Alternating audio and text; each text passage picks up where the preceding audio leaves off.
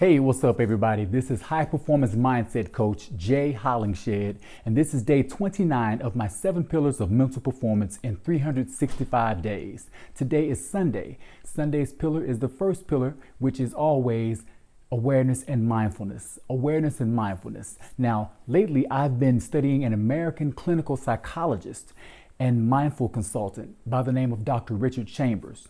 Dr. Chambers explains how we create our own stress through normal habits of reactivity and distractions. Now, before becoming a doctor, Chambers was the type to carry a depressed demeanor. He had his head down and shoulders kind of slumped over. Well, a friend of his happened to notice that this was a habit of Chambers. And so he invited Chambers to go with him to a mindful meditation practice. Now, in that mindful meditation practice, for a brief moment, Chambers experienced his mind being free from reacting to different distractions.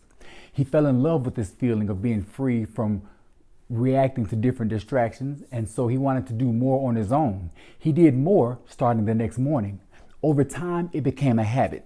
His mind became less cloudy, more motivated, and more focused.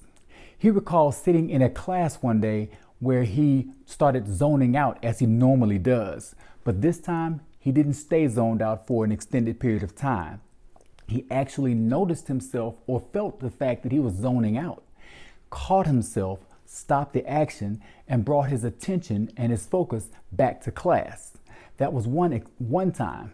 He also had another experience of being in his final year of psychology exams and having an unexpected extrasensory perception. Its ESP came in, and the answers that he did not know came to his mind. So that was another example and benefit of practicing mindfulness meditation for awareness. Now, at that moment, he also knew that mindful meditation was going to be a big part of his life. In today's society, our need to practice mindfulness is increasing every day because of life's increasing pace, the increased amount of information we are expected to retain, and the fact that people think they are being more efficient by multitasking. Now, when we multitask, we are actually stressing ourselves out. Multitasking is nothing more than switching our attention from one thing to the other. And when we do that, we're just switching our eyes from one thing to the other. We're not actually doing two things at one time. The mind cannot focus on two things at one time. So we do a little bit of one thing, stop, and do a little bit of another thing, and then stop. That is actually what multitasking is. Now, when we do that, the eyes are the only thing that make the immediate switch. The eyes can look to the left and look to the right, look to the left and look to the right with no problem. But the mind doesn't jump that fast. Why? Because the mind is still processing what it's taking in from the right as your eyes switch to the left. And by the time your eyes go back to the right, your eyes are still processing what it is taking in from whatever task you were doing on the left. So in that switch, the eyes can switch immediately, but in the switch mentally, there's a pause for about half a second. That's called your brain actually going offline, as Dr. Chambers describes it. Sometimes it's described as simply drawing a blank. You just stop for a second. You're like, okay, I drew a blank. Why? Because your mind was in transition from one thing to the next, and you're forcing it to change really quick. Now, to give you an example of Dr. Chambers and how he says that we can experience that, we'll do this. Say the letters of the alphabet as fast as you can from A to Z. It shouldn't take no more than 20 seconds. Go.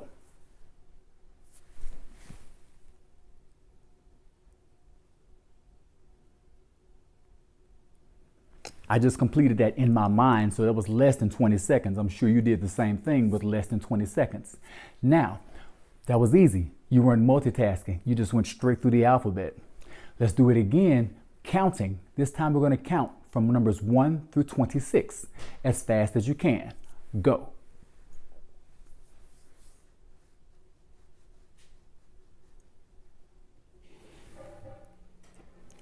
No problem at all. I'm sure you guys did that and about as fast as I did. Now, let's throw some multitasking in there.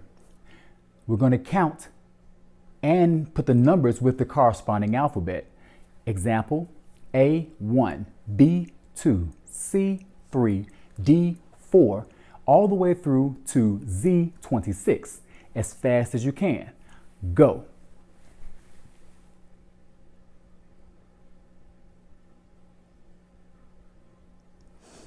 Okay, I'm going to put my watch down now because my mind is starting to slow down as I try to do that in my head. Now, you guys can stop. Here's the deal. You were multitasking, jumping back and forth from alphabet to number, from alphabet to number.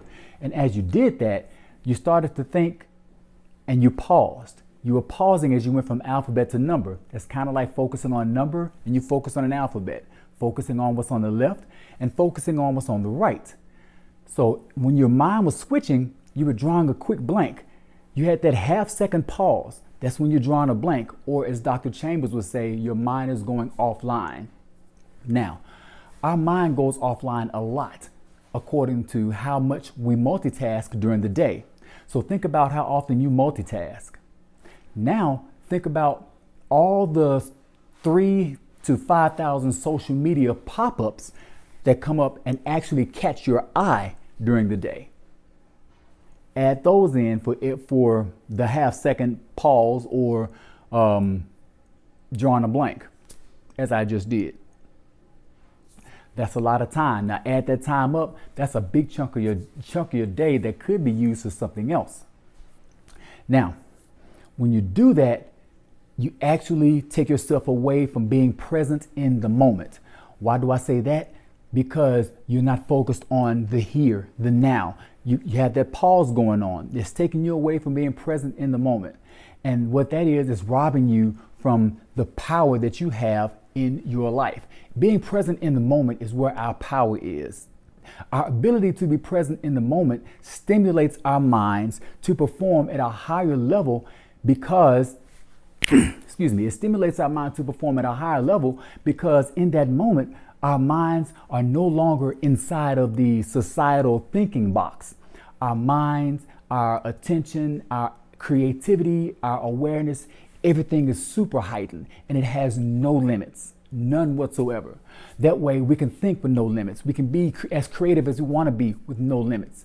Our actions will have no limits because the body follows the mind. So that's where our power is being in the moment, present in the moment. Practicing mindfulness for awareness keeps you present in the moment longer, not just for a brief period of time, but as you practice this over time, you develop a habit and it becomes something that's a way of life. As Dr. Chambers said, forgive me for that. So that's all I have for today as far as awareness and mindfulness is concerned. I do appreciate you guys tuning in as usual. Like, share, tag somebody, make sure this video is seen. Also, for those that have missed any episodes between 1 and 29, be sure to subscribe to my YouTube channel, like and follow as well on YouTube. Be sure to share.